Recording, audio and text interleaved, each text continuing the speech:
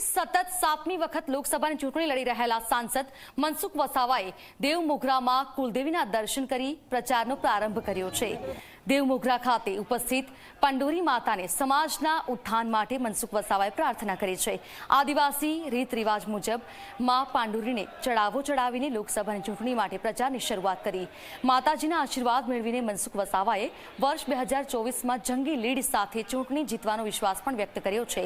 મનસુખ વસાવાએ દાવો કર્યો છે કે કુલદેવી માતાજીના આશીર્વાદથી આ વખતે પણ લોકસભા ચૂંટણીમાં ઐતિહાસિક જીત મેળવીશ।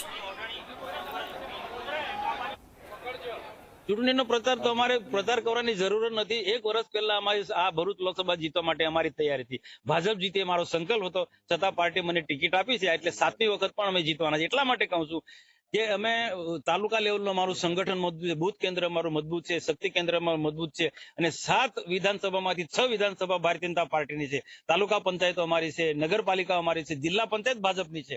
એટલી બધી અમારી તાકાત છે મારી પાસે કે અમે ખૂબ સરળતાથી કોઈ મીડિયા વાળાએ લખ્યું કે મનસુખભાઈ 7મી વખત આ લોકસભા રમતા રમતા જીતી જશે, એટલે આ વખત રમતા રમતા જીતી જવાનું છે। અને સમાચાર